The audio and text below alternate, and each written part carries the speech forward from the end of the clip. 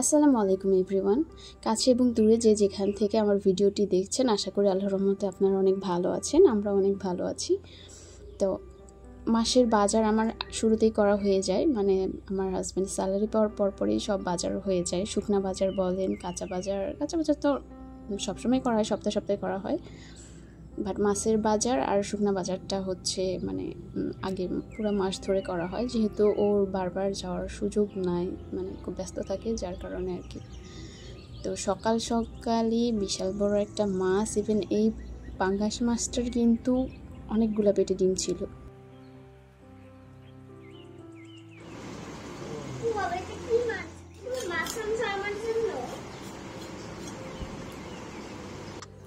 রসুন কত দ্রুত কাটা যায় দেখছেন। পেঁয়াজ কাটাটা অবশ্য ক্যাপচার করতে পারিনি, কারণ মাছের বাজার ছিল, অনেক কাজ ছিল। তো কত দ্রুত রসুন কাটা যায়। এই রসুন কাটতে 1 কেজি রসুন কাটতে কিন্তু মিনিমাম 5টা মিনিটও সময় লাগে না, 3 মিনিটের মতো সময় লাগছে। তারপরে আর কি দুপুরে রান্নাবান্না শুরু। যেহেতু পুরা বড় একটা মাছ আনছে, সো মাছের মাথা আলাদা করে রান্না করা হয়েছে। ইভেন আমার ছেলে চিংড়ি মাছ অনেক পছন্দ করে, প্লাস আমি তুমি না, চিংড়ি মাছটা আসলে অ্যাকচুয়ালি সবাই অনেক বেশি পছন্দ করে, তাই না? সবারই পছন্দের খাবার, বাচ্চাদের পছন্দের খাবার তো থাকবেই।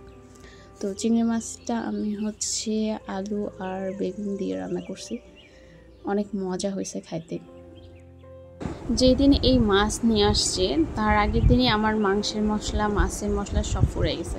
তো যার কারণে আমি এগুলো টাটকা বেটে দিয়ে সব রান্না করছি, যার কারণে রান্নার টেস্টটা কিন্তু ভালো ছিল।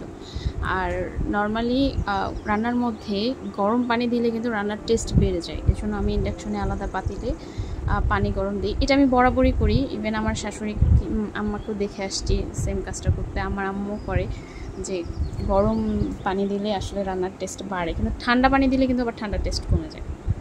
ঠিক আছে, ওইদিকে আবার পাঙ্গাস মাছের মাথাটা সুন্দর করে কষায় আর কি, টমেটো দিয়ে কষাচ্ছিলাম আর কি। তো এটা কিন্তু খেতে অনেক ভালো লাগে, মানে আমার ইন্ডাকশনের চাইতে আমার রাইস কুকারে এই মাছের মাথাটা রান্না করতে অনেক বেশি ভালো লাগে, কারণ ওইটা আরও ধীরে ধীরে হয়। ইন্ডাকশনে যত না ধীরে ধীরে হয়, ওটা আরও তার দ্রুত ধীরে ধীরে হয়, মানে দ্রুত ধীরে ধীরে আবার কেমন, আচ্ছা যাই হোক।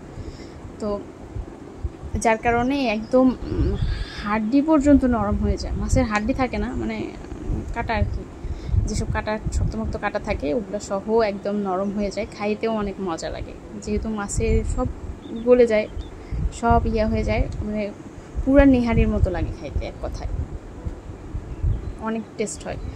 তো এখন রাইস কুকারে সেদিন বসাইতে পারিনি, কারণ খালি ছিল না, এই পরে ইন্ডাকশনে বসাই দিছে আর কি। আর এইদিকে হচ্ছে ওই যে চিংড়ি মাছের মধ্যে আলু আর বেগুনটা দিলাম, কারণ এটা দিয়ে খাইতেও চিংড়ি মাছটা অনেক মজা লাগে, লতি দিয়ে খেতেও অনেক মজা।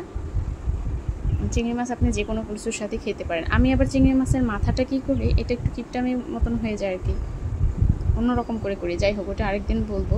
তো রান্না শেষে একটু ধনিয়া পাতা দিলে রান্নার ফ্লেভার এবং টেস্ট দুইটাই একটু বাড়ে। তো এই দিনটা আসলে অনেক ব্যস্ত ছিলাম, দুবেলা, ঠিক আছে, আমার প্রায় 2 বেলার মতন সময় লেগে গেছে, কারণ আমি খুব দ্রুত কাজ করতে পারি না, ঠিক আছে, তার কারণে আমার অনেকটা সময় লেগে গেছে। প্লাস হচ্ছে এই যে বাবার ছেলের জন্য রান্না করতেও আরেকটা টাইম লেগে গেছে, ঠিক আছে। সব কিছু ভালোভাবে ধুয়ে ফ্রিজিং করাটাও খুব দরকার, কারণ মাছ ভালোভাবে আসলে না ধুয়ে ফ্রিজিং করলে মাছের টেস্টও থাকেই না, প্লাস হচ্ছে একটা আষ্টে টাইপের একটা গন্ধ আসে। তো এই পর্যন্তই। আমি ওই দিন আর কি এর থেকে ভালোভাবে আরও মানে ভিডিও আর ক্যাপচার করতে পারি নাই, এতটুকুই পারছি আলহামদুলিল্লাহ, আল্লাহ দিলে। তো আমার ভিডিওটা যদি আপনাদের ভালো লেগে থাকে, প্লিজ লাইক অ্যান্ড সাবস্ক্রাইব করে আমার পাশে থাকবেন, কারণ আপনাদের সাথে জিনিসগুলো শেয়ার করতে আমার অনেক ভালো লাগে। আল্লাহ হাফেজ।